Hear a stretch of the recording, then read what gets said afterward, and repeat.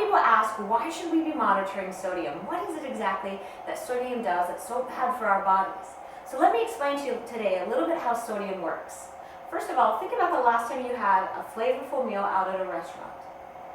Did you notice anything different the next day? Did your rings fit a little bit more tightly, or were your feet a little bit swollen? Did you notice anything different? Typically, sodium is going to attract water with it. So wherever sodium goes, you're going to bring water right along with it. And so anytime you've had an increase in sodium intake, you're also going to retain fluid and water in your body. So anytime you have an increase in water retention, you're going to have an increase in your blood volume. When you have an increase in your blood volume, you're going to have higher blood pressure.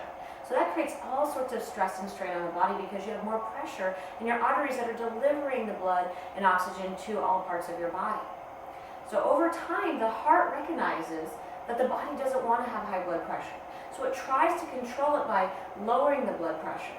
And that puts a lot of stress and strain on the heart as well. So anytime you're taking in a lot of salt on a regular basis, you're going to increase the blood pressure in your arteries, you're going to increase the overall intensity that the heart is working, and you're possibly going to have some, long-term poor reaction to those two things, in the form of heart disease, strokes, and other things that we definitely don't want. So, what do we need to be watching for? Well, the American Heart Association says we should be taking in 1,500 milligrams of sodium or less each day. How do you know if you're doing that? The best way is go out to one of the free online food journals that are available to you and take a food journal record for the next few days. Just simply input what you've been eating, and it will give you an idea as to how much sodium you're taking in. If you're really high, then it's a good idea for you to start looking at your labels and paying better attention to your sodium.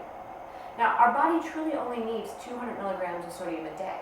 So the 1,500 milligrams is a little bit of leeway, but you truly don't need to eat that much. So sodium is an essential nutrient that we take into our body, but only in small doses. So keep that in mind, start getting curious about your labels, and remember that what you take into your body directly impacts you. And if you don't feel it right now, you will feel it eventually, so make sure you're making healthy, positive, energizing choices that's good for you from the inside out.